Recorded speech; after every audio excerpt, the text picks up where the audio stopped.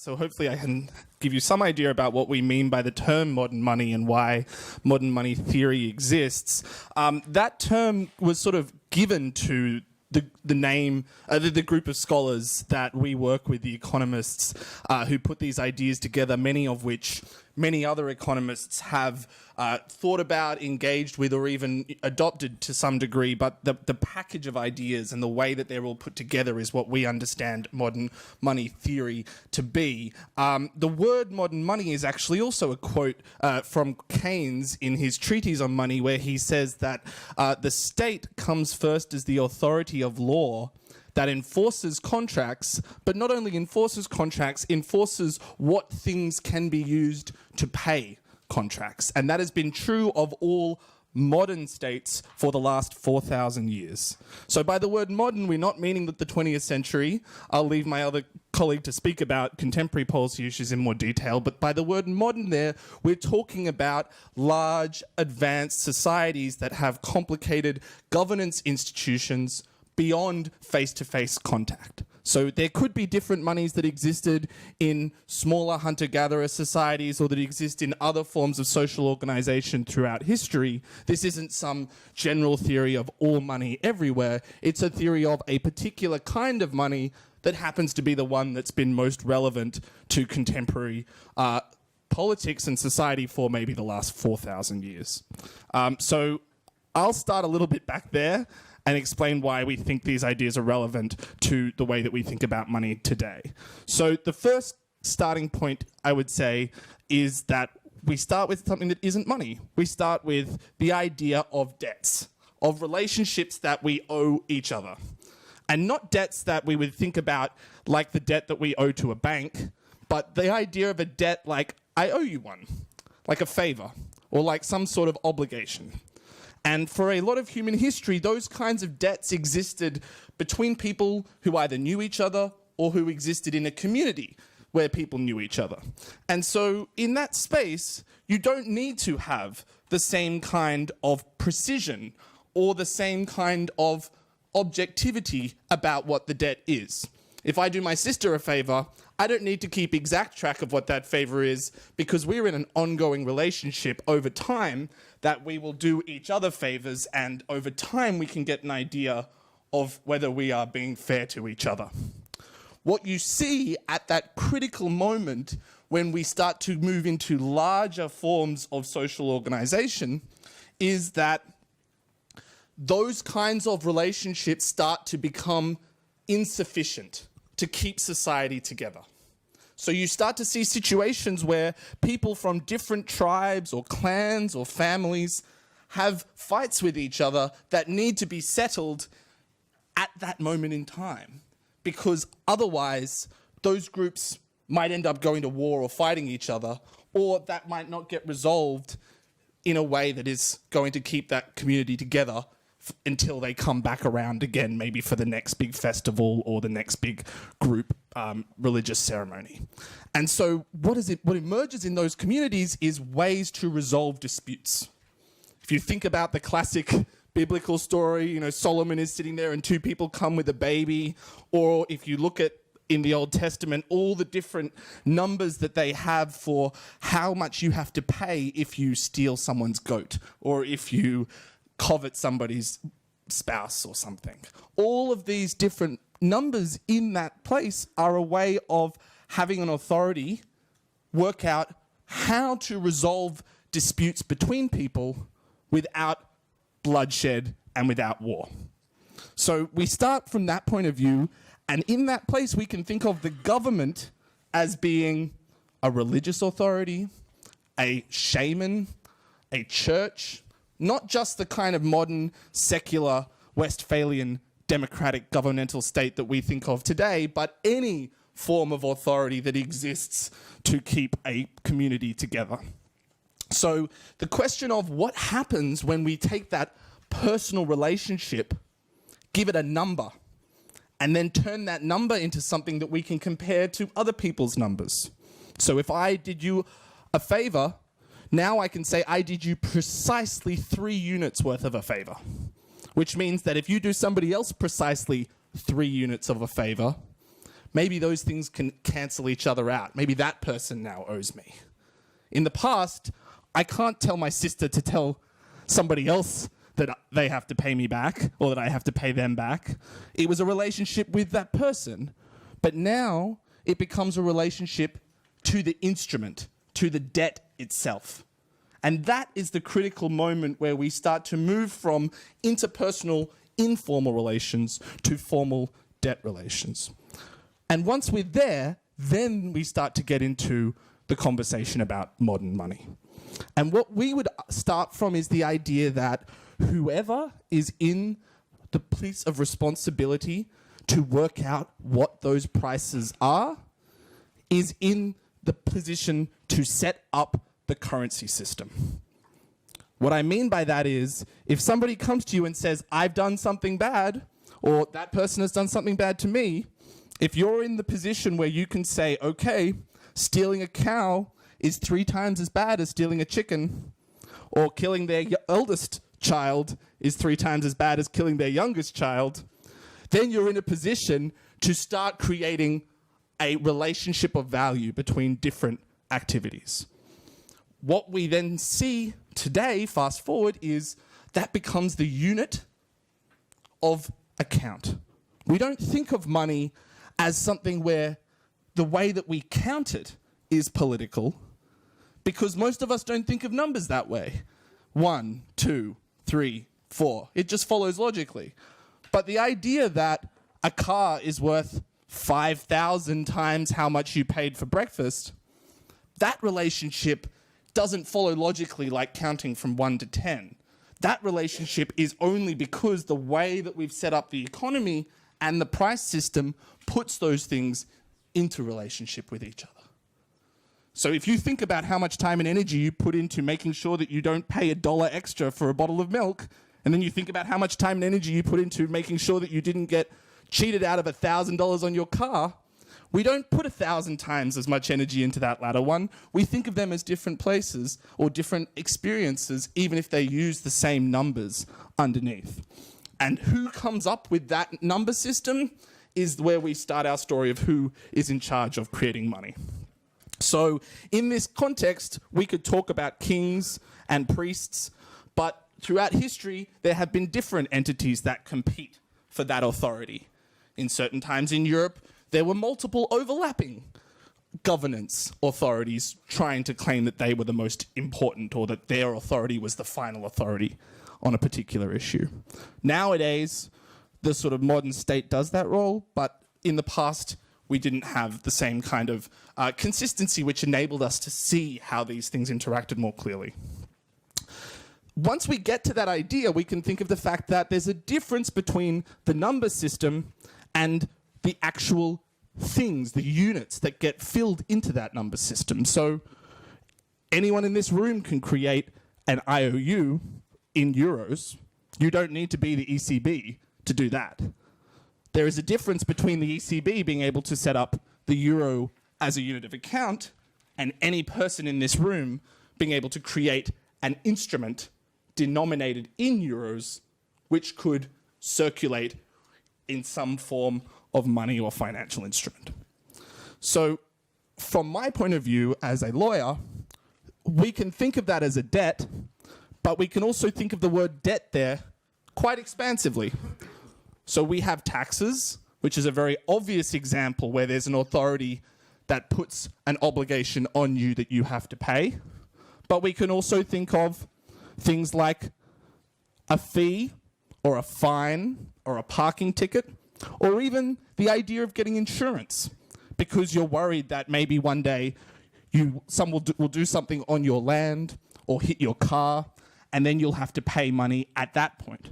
So the risk of having to pay money can also even be a form of tax that gives you a need to earn that currency.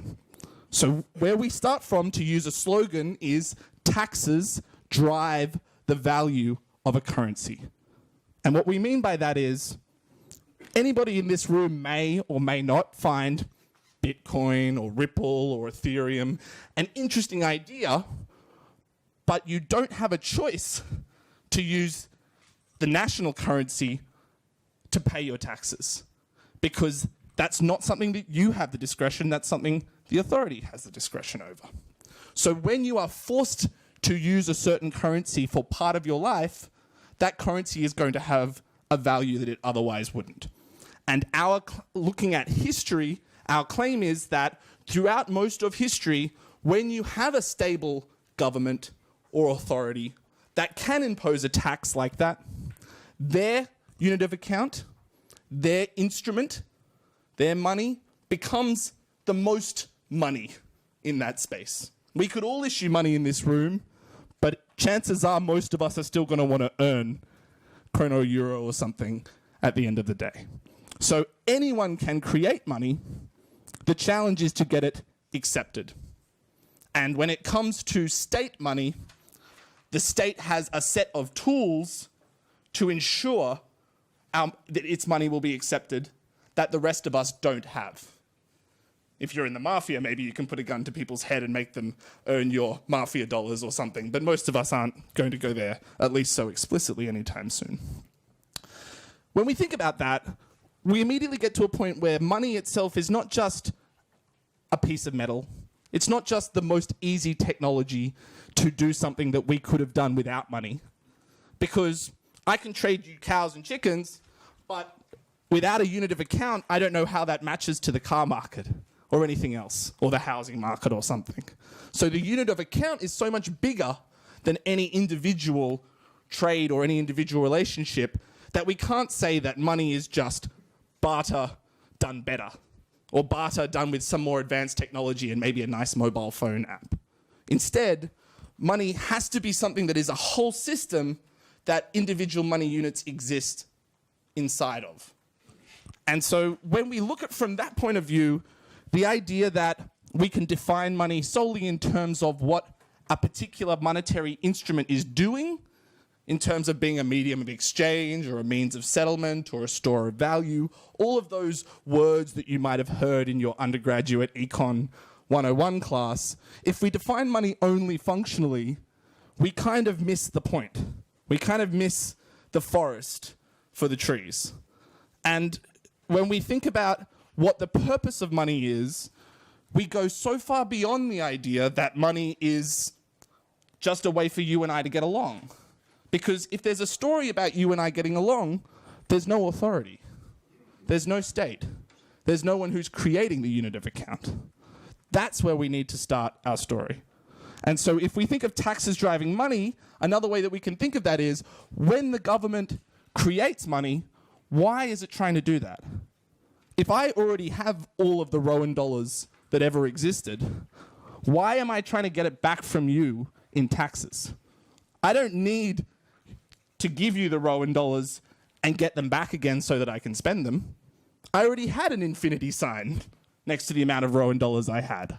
I never needed to tax from you to get those Rohan dollars. But what I did need to do was to force you to need Rohan dollars. So a colleague of mine, Warren Moser, likes to joke, right now, nobody in this room is in the Rohan economy. But if I stood at the door with a gun and said, nobody can leave until you pay me 10 Rohan dollars, suddenly you're all unemployed. You all really need to earn those Rohan dollars, otherwise you're going to have a really miserable weekend. So it's a kind of violent, almost aggressive way of thinking about money. It's certainly different from the idea that we're all just here because we like to cooperate, or we're just mutually convenient needs that happen to meet. Money isn't coming from a place of purely horizontal, egalitarian meeting of the mind. Money is coming from a place of politics and hierarchy and power relations. That's where we have to start thinking about what the role of money and what the role of taxes is. And in the context of the state, it's pretty clear that the purpose of taxing there is not to earn the money, it's to earn the real stuff. So if you're a warlord, again, I'm going to keep it violent just for the sake of clarity. If you're a warlord, one thing that you need is an army. It's pretty hard to raid people's villages if you don't have ships and warriors. So what you need to do is have some way of forcing a group of people or encouraging a group of people to want to be your army. One way a warlord will do that is say to them, when we take over these villages, we're going to tax the village. That's the price they pay for losing a war. And we're going to give you all the money to pay them. So if you want to get food, if you want to go to the bar, if you want to take some of their pottery or any other thing of theirs that you might want to take, they're going to have to give it to you because otherwise you're going to burn down their village again. So what the purpose of the taxation system there is to take people's labor, to take their goods and services, and to move some of it into the public sector. To take it out of that violent space for a second today, that's how we have public schools. And that's how we have roads, and that's how we have a court system. It's because people get up every day and they give their labor and their intellect and the stuff in their homes to the government in exchange for money. And part of why they need that money is to then pay the government back. Not because the government needed the money, they had the money in the first place, but because the government wanted you to do work for them. Once we've set up that circuit, that nice internal circuit, where the public sector is provisioning itself, there may be entities that decide to trade with each other using that currency. So if I get taxed every year $100, but I happen to earn $500, I could give that $400 to other people who could clean my house or pick up my kids from school or something. And so I could create a private sector around that public sector relationship.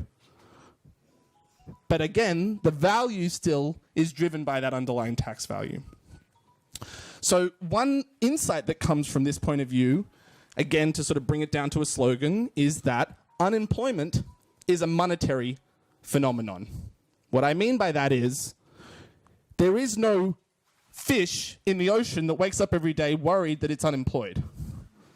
Slaves have a lot of problems, but one thing they don't have a problem is that they want to do more work than they have available to them. There are a whole range of different kinds of economies that we can set up, but unemployment, defined as people wanting to earn money and not being able to get it, is a uniquely monetary phenomenon. So who's responsible for creating the monetary system might be a good starting point to work out who is responsible for unemployment itself. The second thing to think about is who is responsible for creating money? Because today, obviously, there's a central bank. There's the government that creates other forms of coins and government debt, which we're going to hear more about in the later talks. But there's also other entities that the government licenses. You know, if you think of those American westerns where there's the sheriff and then he has a bunch of deputies, the government puts a deputy badge on a whole range of financial institutions, most notably banks.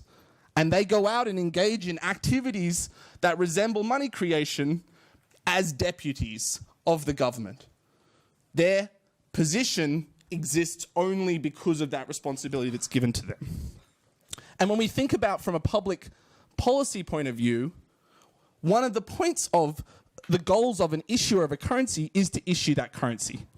Imagine if you're in a football game or a basketball game and you say, oh, I can't play today, we don't have enough points on the scoreboard. Or if the umpire gets on the field and starts to try and earn points. They start to try and kick a goal or something. You'd say, what are you doing? Your job isn't to try and earn points. Your job is to make sure the game works so that everybody else can earn points. At the end of the game, you should have given us more points than you have at the start. Otherwise, we haven't created a game. So if you're the issuer of the currency, you face a whole set of different questions than if you're a user of a currency. The user of the currency, like the player in a sports game, wants to earn more of the currency. The issuer of the currency wants to give away the currency under the right circumstances. You know, usually in exchange for work or goods and services. So the last thing I want to just talk about is what this means in terms of political sovereignty. Because we can start to look at this question of who has the power to create money, and obviously on one level, compared to all of us, the government's in a pretty unique position. But given that we're in Europe, it's also important to note that not every government is equal. Not every government has the same political, economic, or monetary capacity to engage in the kinds of activities that might be logically necessary for a currency issuer. So when we get to the question of who can create euros, that's a very important question about who is sovereign. That's not just a question about who's being responsible with their budget. It's a question of who did we give the authority to make these decisions in the first place. So what I haven't talked about in this is private bond vigilantes. I haven't talked about how businesses are responsible for investing to ensure we have sufficient growth. I haven't talked about private credit relationships that much. All of those things are critically important, but are not at the core of understanding how monetary systems come into existence and how they work from the perspective of the issuer.